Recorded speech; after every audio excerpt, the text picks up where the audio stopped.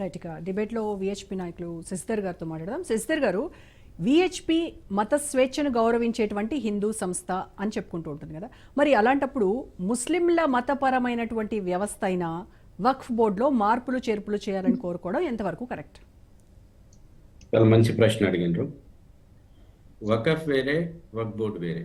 ఈ రెండింటిని ఒకే ఘటన కట్టి మనం మాట్లాడుతున్నాం కదా, ఇక్కడనే ఓటు బ్యాంకు రాజకీయాలు నడుస్తూ ఉన్నాయి. ఇవాళ కాతిబు విధుల్లోపట ప్రభుత్వం జోక్యం చేసుకుంటలేదు, పేషిమాం విధుల్లోపట ప్రభుత్వం జోక్యం చేసుకుంటలేదు, మోజాన్ విధుల్లోపట ప్రభుత్వం జోక్యం చేసుకుంటలేదు, క్వాజీ విధుల్లోపట ప్రభుత్వం జోక్యం చేసుకుంటలేదు, ముతావలి విధుల్లోపట ప్రభుత్వం జోక్యం చేసుకుంటలేదు. వాళ్ళకి ఆ మతపరమైనటువంటి స్వేచ్ఛ ఉంది. ఇంకో రకంగా మాట్లాడాలనుకుంటే ఎండోమెంట్ డిపార్ట్మెంట్ కారణంగా హిందువులకు ఆ స్వేచ్ఛ కూడా లేదు. ఇవాళ వాళ్ళ మతపరమైనటువంటి స్వేచ్ఛల విషయంలో ఎవరు కూడా జోక్యం చేసుకుంటలేదు. వక్ఫ్ బోర్డ్ అనేటువంటిది ఒక సివిల్ అడ్మినిస్ట్రేషన్ బాడీ. ఇది గతంలో అనేక కోర్టులు కానీ సుప్రీంకోర్టు కానీ చాలా స్పష్టంగా దీని యొక్క అడ్మినిస్ట్రేషన్ విషయం లోపల అనేక సూచనలు చేసింది. సచార్ కమిటీ గురించి మనం చాలా విషయాలు ఇంతకుముందు డిబేట్లో మాట్లాడారు. సచార్ కమిటీ ప్రతిపాదించినటువంటి సూచనలు 100% ఈరోజు అమెండ్మెంట్ యాక్ట్ రూపంలో వస్తూ ఉన్నాయి. ఏ ట్రాన్స్పరెన్సీ కోరుకున్నాడో సచార్ కమిటీ, ఏ రకంగా వీళ్ళు జవాబుదారీతనాన్ని కోరుకున్నాడు, ఏ రకంగా వక్ఫ్ బోర్డు లోపల సంస్కరణలు కోరుకున్నాడో అదన్నీ కూడా ఈరోజు అమెండ్మెంట్ యాక్ట్ లోపల ఉన్నాయి. మత స్వేచ్ఛ గురించి మాట్లాడారు కాంగ్రెస్ నాయకులు. ఓకే, మత స్వేచ్ఛ విషయం లోపల ఎవరికి ఇక్కడ అనుమానం లేదు, రెండో అభిప్రాయం లేదు. కానీ మత స్వేచ్ఛ ఆధారంగా మతపరమైనటువంటి ప్రత్యేక చట్టాలు, సివిల్ చట్టాలు ఈ దేశంలో ఉండడం సెక్యులరిజమా? ఇవాళ ఆస్తుల నిర్వహణ గురించి మాట్లాడారు. ఆస్తుల నిర్వహణ పేరు మీదన విశేష అధికారాలు సమకూర్చుకొని ఆస్తుల ఆక్రమణకు పాల్పడుతున్నారు కదా, ఇక్కడే సమస్యల్లో వచ్చింది. ఇవాళ ఈ యాక్ట్, అమెండ్మెంట్ యాక్ట్ అనేటువంటిది ముస్లింలకు వ్యతిరేకం కాదు. మాఫియా, వక్ఫ్ బోర్డు ముసుగు లోపల ఒక మాఫియా తయారై ల్యాండ్ జిహాద్ ఏదైతే చేస్తూ ఉన్నారో ఈ ల్యాండ్ జిహాద్కు పాల్పడుతున్నటువంటి మాఫియాకు వ్యతిరేకం. విలేజ్లకు విలేజ్లను, అదేవిధంగా దేవాలయాలకు దేవాలయాలను, అదేవిధంగా ప్రైవేటు ప్రాపర్టీలను, ఇండ్లను క్లెయిమ్ చేసుకుంటున్నారు కదా. దేశంలో అనేక వక్ఫ్ బోర్డు జేపీసీ తీర్పు, ఒక పక్కన జేపీసీ దేశం అంతా పర్యటనలు చేస్తుంటే కూడా వీళ్ళ యథేచ్ఛంగా వీళ్ళ ఆక్రమణలు ఆగకుండా చేశారు కదా. ఇది శృతి మించింది. కాబట్టి దీనికి ఎక్కడో ఒక దగ్గర కళ్ళం వేయాల్సినటువంటి అవసరం ఉంది. తర్వాత ఈ రోజున వీళ్ళు చెప్తా ఉన్నారు ప్రతి విషయం. ఈ రోజున నిజంగా ఇది సాధారణంగా ఇవాళ గృహమంత్రి మాట్లాడిండు, హోంమంత్రి 4 సంవత్సరాల తర్వాత ఇవాళ ముస్లింలకు ఎంత మేలు చేసిందో అర్థమవుతుందని. ఇవాళ వీళ్ళు దేశ అఖండత విషయం లోపల, కశ్మీర్ విషయం లోపల 370 ఆర్టికల్ తీసేస్తే ఇది దేశంలో ఉన్నటువంటి ముస్లింలకు వ్యతిరేకం. లేకపోతే దేశ మతం ఆధారంగా ఈ దేశాన్ని విభజించేసి రాత్రికి రాత్రి అక్కడటువంటి హిందువులను పరాయి వాళ్ళని చేస్తే వాళ్ళకి సిఏఏ పేరు మీద ఇంత ఆశ్రయం ఇద్దాం, హిందూ దేశం హిందువులకనంటే ఇది ఇక్కడ భారతీయ ముస్లింల హక్కులను కాలరాస్తుంది. అదేవిధంగా రకరకాల పేరు మీదన ట్రిపుల్ తలాక్ వచ్చినా, లేకపోతే ఇంకే రకమైనటువంటి విషయాలు వచ్చినా ఇదేదో ముస్లింలకు వ్యతిరేకము అనేటువంటి ఒక ఓటు బ్యాంకు రాజకీయాలతోటి మతపరమైనటువంటి చిచ్చు పెట్టాలని ఓటు బ్యాంకు రాజకీయాలు చేస్తుందెవరో ఇవాళ మనకు అందరికీ కూడా తెలుసు. ఇవాళ వాళ్ళ ఒక మతం పేరు మీదన సగటు భారతీయుని యొక్క ఫండమెంటల్ రైట్స్ వైలేట్ చేయడం ఇది రాజ్యాంగబద్ధమా?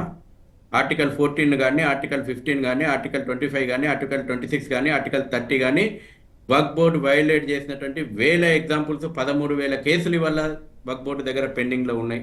ఒక ప్యారలల్ సివిల్ సిస్టమ్ అడ్మినిస్ట్రేషన్ నడుపుతా ఉన్నారు, షరియత్ లా అమలు చేస్తా ఉన్నారు. ఇవాళ నాన్ ముస్లిమ్స్ ను అపాయింట్మెంట్ చేయొద్దంటారు. మరి నాన్ ముస్లిం ప్రాపర్టీస్ మీరు ఎట్లా వకఫ్ క్లెయిమ్ చేస్తున్నారు? హరాం కదా ఇస్లాం లోపట, అది తప్పు కదా. ఇవాళ వాళ్ళే డొనేట్ చేసుకున్న దాని విషయంలో ఏం లేదు. కానీ రాత్రికి రాత్రి వచ్చేసి ఈ భూ మాఫియా ఏదైతే ఉందో ఎవరికి జవాబుదారీతనం కాదు వీళ్ళు. ఇవాళ ఒక సాధారణమైనటువంటి హిందూ ప్రాపర్టీనో, లేకపోతే ఇంకెవరైనా ఒక సాధారణమైనటువంటి ముస్లిం ప్రాపర్టీనో రాత్రికి రాత్రి వాళ్ళు కలలబడ్డట్టు ఇన్ యూజేజ్ అంటే వాళ్ళు వాడుకలో ఉన్న, రేపు రోడ్ల మీద నమాజులు చేస్తారు కదా, రోడ్లు కూడా క్లెయిమ్ చేయొచ్చు, రైల్వే స్టేషన్లు క్లెయిమ్ చేసుకుంటున్నారు, ఎయిర్పోర్ట్లు క్లెయిమ్ చేసుకుంటున్నారు.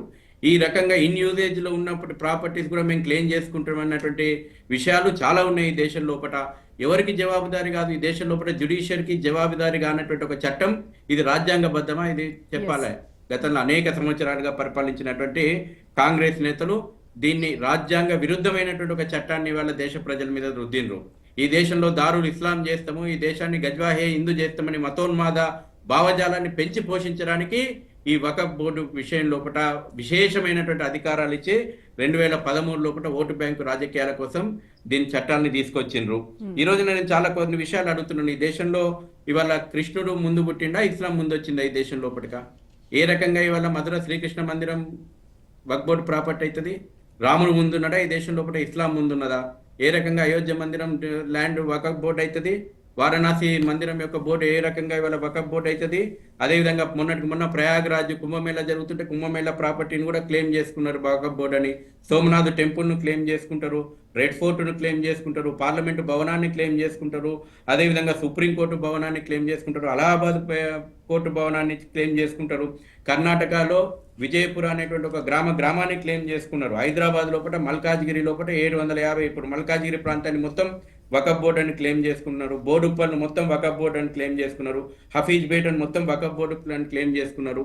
ఈ విధంగా ఒక భూ మాఫియా ఏదైతే ఇవాళ ఈ మతం ముసుగు లోపల భూ మాఫియా ఇవాళ అరాచకాలు చేస్తా ఉందో, దీన్ని ఖచ్చితంగా చట్ట ప్రకారం చట్టానికి జవాబుదారి కావాలి. ఎందుకు జవాబుదారి కావద్దు? ఇవాళ సాధారణంగా ఇవాళ చెప్పాలి. ఇవాళ కాంగ్రెస్ నేతలు కానీ అక్కడటువంటి బీఆర్ఎస్ నేతలు కానీ, రెవెన్యూకి ఎవరండి అడ్మినిస్ట్రేషన్ లోపల సుపీరియర్ అథారిటీ?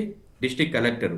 ఇవాళ ఒక వకఫ్ బోర్డు యొక్క ప్రాపర్టీస్ను డిస్ట్రిక్ట్ కలెక్టర్ ఒక రెవెన్యూ అధికారి పర్యవేక్షిస్తే వచ్చిన నష్టమేంది? సెక్యులరిజం పునాదులకు వచ్చినటువంటి నష్టమేంది? ముస్లింలకు వచ్చినటువంటి నష్టమేంది?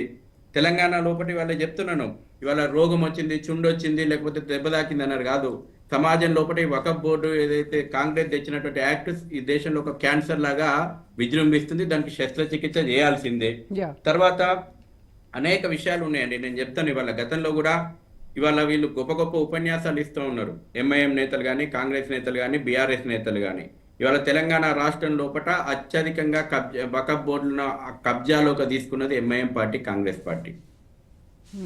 చెప్తా, నేను లిస్టు చెప్పమంటే చెప్తా. స్వయంగా మక్కా మజీద్కి సంబంధించినటువంటి 25 ఎకరాల స్వీపర్స్ ఊడ్చేటువంటి వాళ్ళకి ఇచ్చినటువంటి దానం చేసినటువంటి వకఫ్ బోర్డు లోపల ఇవాళ అక్కడ ఏ రకంగా షేక్పేట లోపల అపార్ట్మెంట్లు వచ్చినాయి, విల్లాలు వచ్చినాయి. హౌస్ కమిటీ లోపల అసదుద్దీన్ ఓవైసీ ఏం మాట్లాడిండు? ఆనాడు మంత్రిగా ఉన్నటువంటి షబీర్ అలీ ఇచ్చినటువంటి స్టేట్మెంట్ ఏంది? కాంపెన్సేషన్ అడిగిండ్రు. మరి ఈ రోజు వక్ఫ్ బోర్డు అలీని మార్చడానికి లేదు, దాని నేచర్ మార్చడానికి లేదంటున్నారు కదా. స్వయంగా మక్కా మస్జిద్ భూములనే కాజేసినటువంటి రాజకీయ నాయకులు, నేతలు వీళ్ళ ముస్లింల గురించి మేమే టేకేదారులం అన్నట్టు మాట్లాడుతూ ఉన్నారు. అదే విధంగా అనేక మంది ఎమ్మెల్యేలు, ఎంపీలు, ఎంఐఎం పార్టీ నేతలు ఇవాళ ఇదే బీఆర్ఎస్ పార్టీని నేను అడుగుతా ఉన్నా. గతం లోపల మీరు లగడపాటి రాజగోపాల్ మీద పెద్ద ఉద్యమం చేశారు తెలంగాణ ఉద్యమం లోపల. మరి 10 సంవత్సరాల కాలం లోపల వకఫ్ బోర్డు మీద మీకు చిత్తశుద్ధి ఉంటే, నిజంగా ఈ ప్రభుత్వానికి వకఫ్ బోర్డు ఆ ఆస్తులను కాపాడాలని ఉంటే, ఇవాళ మణికొండ లోపల వాళ్ళు కబ్జాలు పెట్టిన 100 ఎకరాలు 1000 కోట్ల రూపాయల యొక్క వకఫ్ ప్రాపర్టీని మీరు ఎందుకు తిరిగి తీసుకురాకపోయిండ్రు? రైట్ అండి, ఓకే. శశిధర్ గారు చేస్తున్నటువంటి ఆరోపణలపై మానవతరాయ్ గారు, దత్తాత్రేయ గారు స్పందించాలి. మానవతరాయ్ గారు ఇంకొక రెండు విషయాలు చెప్తాను. మళ్ళీ చెప్తానండి. మానవతరాయ్ గారు, ఎస్ మానవతరాయ్ గారు. వక్ఫ్ బోర్డు ముసుగులో మాఫియా అలాగే జిహాదీలను అరికట్టడానికి చేస్తున్నటువంటి సవరణలు ఇవి అని చెప్తున్నారు. అలాగే ఎంఐఎం, కాంగ్రెస్ పార్టీ వక్ఫ్ బోర్డు కబ్జాలు చేసినటువంటి మొట్టమొదటిగా అసలు